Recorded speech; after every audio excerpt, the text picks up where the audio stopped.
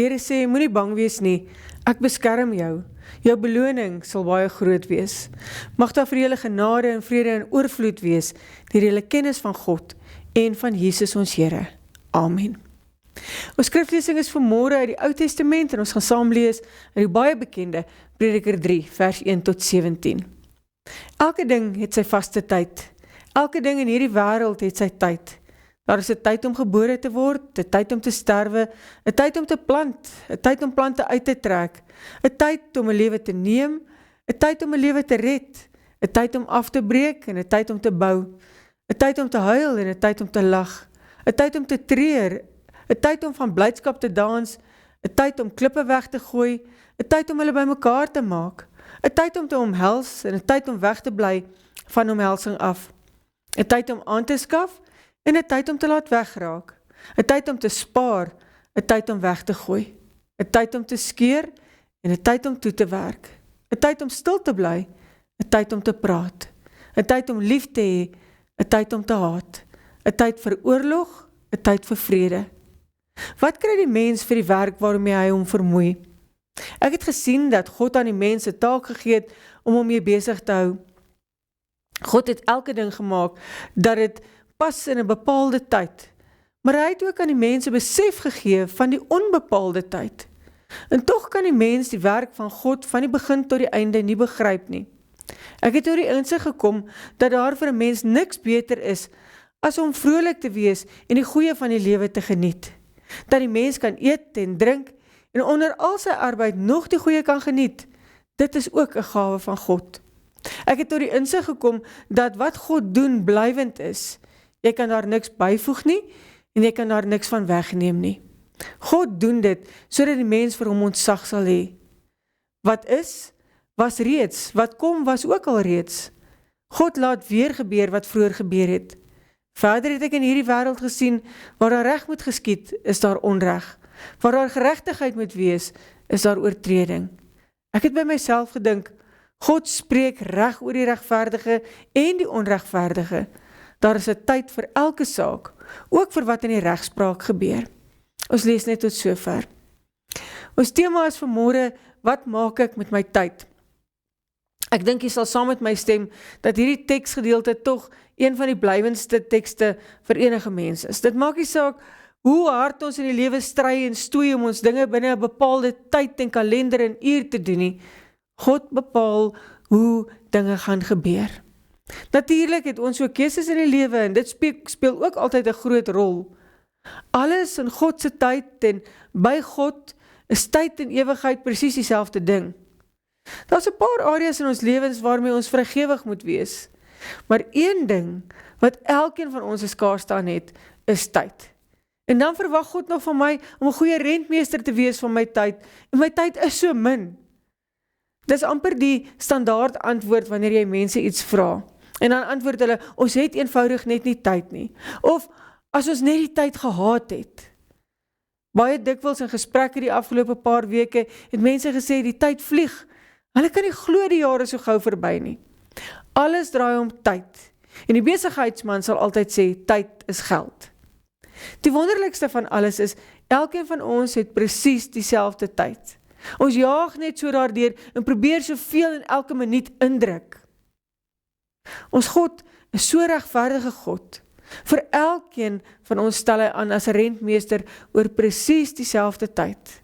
En elke dag wat jy as 'n genadegawe ontvang elkeen van ons presies dieselfde. 24 uur vir 'n dag. Wat ek daarmee maak, dis 'n ander saak. Party mense werk 12, 14, 16 ure per dag, ander slaap weer die hele dag om.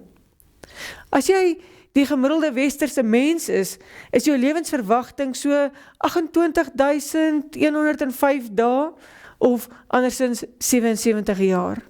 En natuurlik weet ons ook, mense kan baie ouer word, maar die nuutste statistiek sê die gemiddelde ouderdom is 77.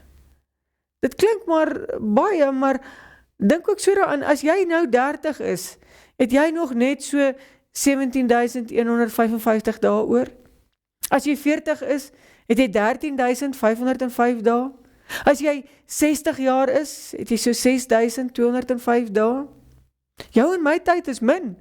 Dis besig om uit te loop. En wat maak ons met daardie tyd wat God vir ons gee? Die lewe is werklik waar kort. En jy gaan miljoene jare in die ewigheid kan spandeer. Tyd is lewe. Niks meer nie en niks minder nie. Wat het jy met jou ure en jou dae gedoen? En wat jy ook al doen, dis wat jy met jou lewe doen. Dalk leef jy 80, of dalk ook tot op 90, of 100 jaar op aarde. Weet jy, dis ook nie baie lank nie. Baie van ons ouer mense sê, dit voel soos gister wat hulle nog op skool was, of soos gister toe hulle kinders klein was. Nou het die kleinkinders al kinders. Ons almal ken ook jonger mense wat soms tragies gesterf het en wat nooit hulle lewensdrome kon uitleef nie. Maar weet jy, dis nie hoe lank jy leef wat tel nie. Dit is die verskil wat jy maak, die impak wat jy gemaak het terwyl jy leef. Daarom vanoggend hierdie noodroep, hierdie gebed tot die Here. Here, laat my net stadiger lewe. Ons jaag so dat ons nie al hierdie tye waarvan daar in Prediker gepraat word, eers meer in ag neem nie. Ons stoomroller deur geboorteoomblikke en sterftes. Sommige van ons fokus net op 1 of 2 aspekte in die lewe en tog spel hierdie skrywer dit so duidelik uit dat alles in die lewe 'n teenpool het. En alles het 'n bepaalde tyd. Lewe, dood, vreugde, hartseer, breek, bou. Gaan lees maar weer hierdie teksgedeelte in die stilte tyd. Hierdie teenpole. 'n Vrou wat 'n baie gejaagde lewe gelei het, het saam met haar gesin van die stad na die platteland getrek.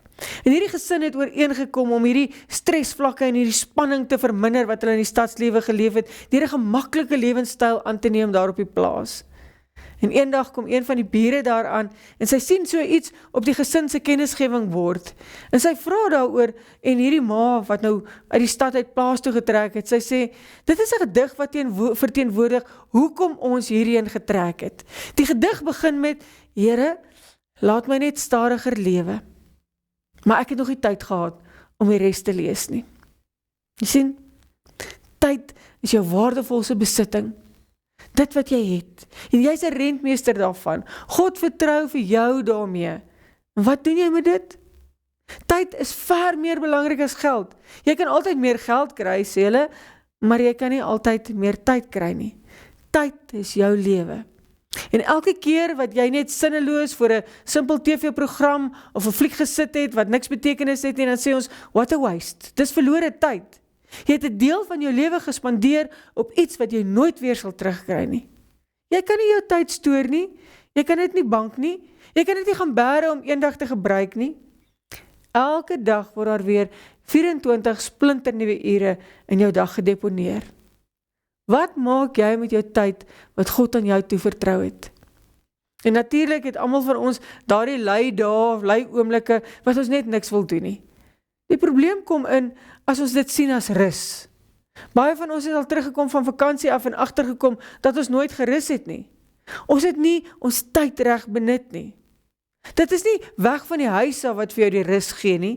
Dis hoe jy jou tyd belê of spandeer wanneer jy weg is. Wanneer laas het jy iets met jou lewe gedoen wat ewigheidswaarde het? Hoor net weer wat sê Prediker 3 vers 14. Ek het tot die insig gekom dat wat God doen blywend is. Jy kan niks byvoeg nie en jy kan daar niks wegneem nie.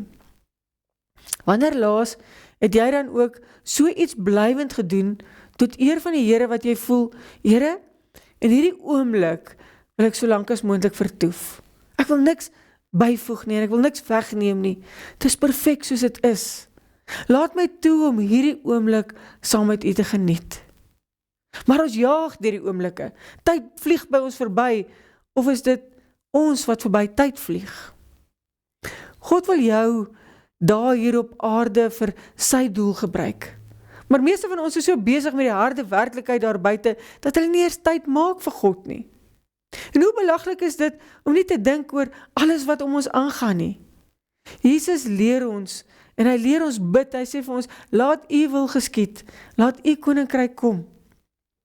Lees ook bietjie weer Psalm 90 vers 12, leer ons om ons dae so te gebruik, dat ons wysheid kan bekom, so sê die Nuwe Afrikaanse vertaling. Om vrygewig met jou tyd te raak, beteken dat jy sal leer om jou tyd nie te sien as 'n onbeperkte kommoditeit nie, maar as iets wat beperk is, en wat baie kosbaar is. En daarom, moenie jou verhoudings gering ag nie. Almal het net geleende tyd. Om vrygewig te wees, beteken dat jy van jouself iets moet gee. Dit beteken dat jy jou belange 'n bietjie eenkant toe skuif, en jouself in ander gaan belê. Kan jy geld saam met jou hemel toe vat? Kan jy besitting saam met jou hemel toe vat? Moenie al jou tyd op goed spandeer nie, goed wat nie ewigheidswaarde het nie.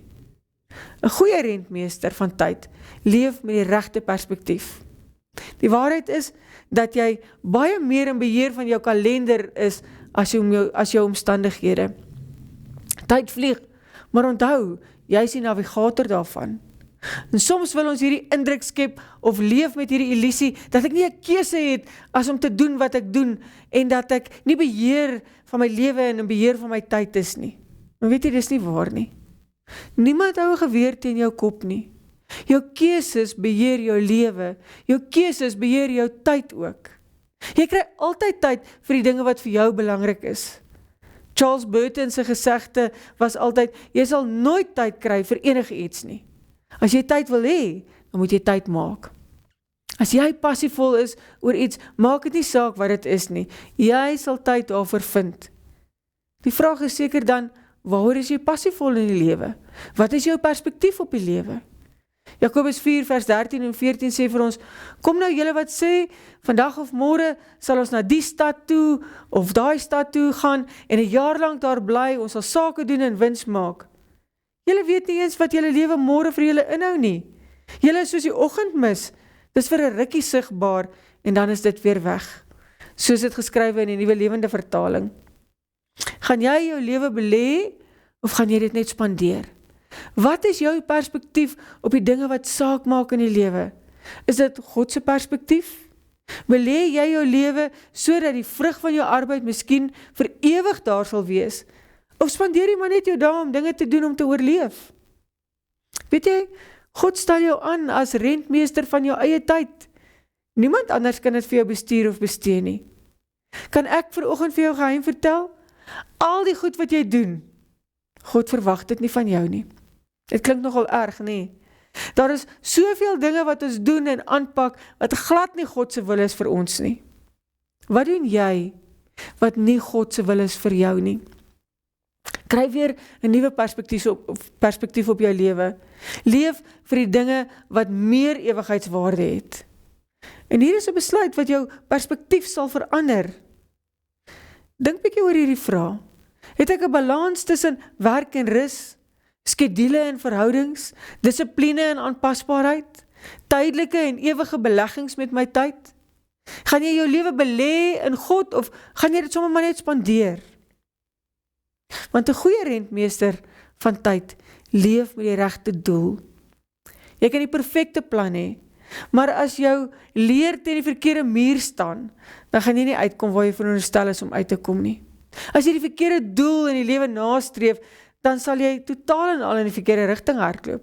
En baie mense doen dit. Hulle hardloop so vinnig as wat hulle kan. Hulle klim die leer so vinnig as wat hulle kan, net om op een of ander stadium te besef, hey, dis die verkeerde muur waarteen hierdie leer staan.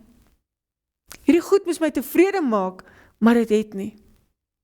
Spreuke 19 vers 21 sê, 'n mens maak baie planne en koester groot ideale, maar nie alles word waar nie. Wat die Here egter beplan, dit gebeur. So staan dit in die boodskapvertaling. Gaan jy jou lewe belê in wat God vir jou het, of gaan jy dit spandeer op dit wat vir jou belangrik is? Ek wil hê jy moet vir 'n oomblik stop. Is jou lewe in die regte rigting op pad? Staan daar die leer wat jy klim teen die regte muur? Leef jy vir die regte doel in die lewe? Daar is baie mense wat God se doel met hulle lewens ignoreer. Hulle jaag na wind, soos die boek Prediker dit baie keer beskryf. Hulle soek na erkenning, na roem, na rykdom. En weet jy, hulle sal teleurgesteld wees in die einde, want daardie dinge is so klein in vergelyking met God se doel, en hoe lank dit hou. Waarheen is jy met jou lewe op pad? Jy sê later, ek gaan later bekommer oor hierdie dinge, ek wil eers my lewe geniet en my drome najaag. Die hartseer daarvan is, jou drome is altyd verder en verder weg van God af. Maar, as jy God se doel nastreef, is dit heel onbeplant nader aan jou drome ook. Moenie wag voordat jy jou perspektief of jou lewensdoel verander nie. Wie die wind bly dophou, saai nie. Wie na die wolke bly kyk, oes nie. So sê Spreuke 11 vers 4 vir ons. If you wait for perfect conditions, you'll never get anything done. So sê die Living Bible. En daarom wil ek jy aanmoedig, begin vandag. Maak vandag 'n besluit. Moenie wag nie. Dit wat saak maak, is dat jy jou tyd aan God toevertrou. As jy besluit om dit te belê in 'n lewe saam met God, sal jou lewe vanselfsprekend meer sinvol en tydloos wees. Met ander woorde, daardie ewigheidswaarde hê, want alles gebeur op sy bepaalde tyd. Een van die ander vertalingsmoontlikhede vanuit die Hebreëse teks van hierdie woordjie tyd waarvan prediker hier praat, is nie 'n vaste tyd nie, maar eerder die regte tyd. Elke dingetjie in hierdie lewe gebeur op die regte tyd, in die seisoen waarvoor dit bestem is. Om vir God se doel te leef is groot. Hy sal jou neem op die grootste avontuur van jou lewe. Hy sal jou gebruik meer as wat jy jouself ooit kon indink. Dink maar bietjie daaraan Matteus 25, dan vertel Jesus die gelykenis van die werkers.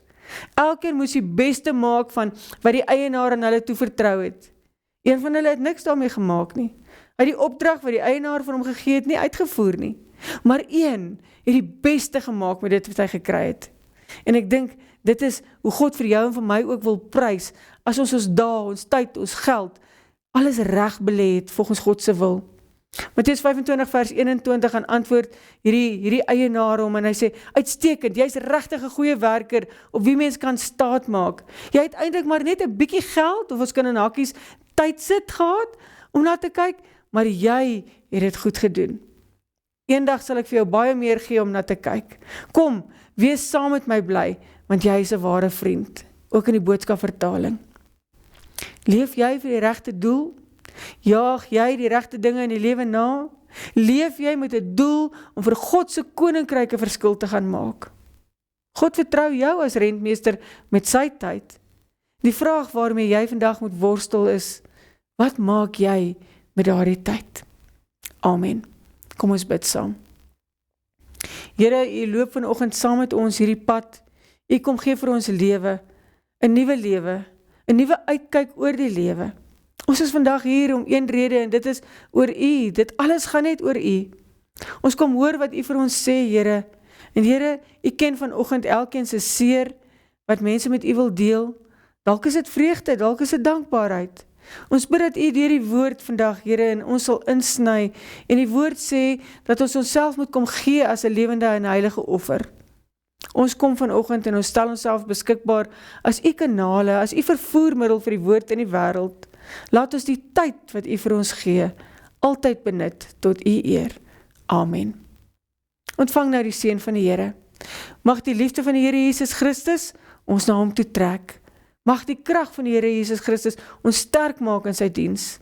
Mag die vreugde van die Here Jesus Christus ons vervul. En mag die seën van die almagtige God, die Vader, Seun en Heilige Gees, tussen ons wees en bly vir altyd. Amen.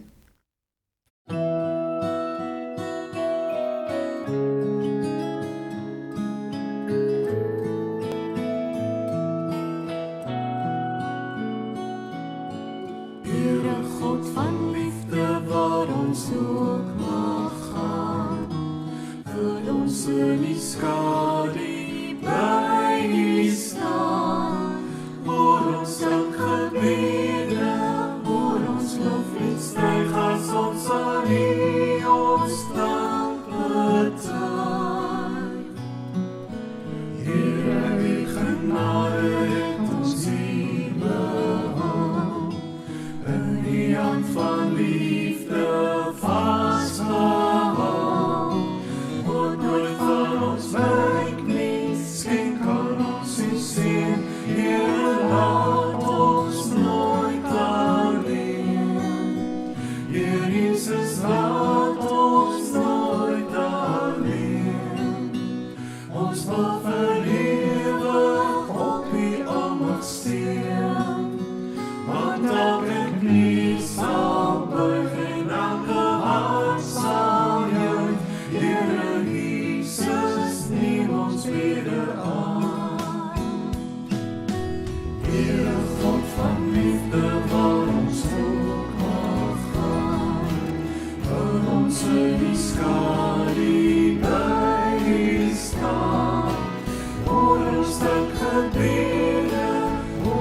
Vriend styg as ons aan U ons dank betoon.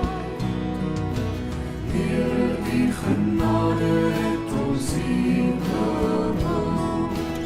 In die hand van liefde vastgehou. Want nooit van ons wyk nie, skenk aan ons die siel. Heer, laat ons nooit alleen. Heer Jesus, laat ons nooit alleen.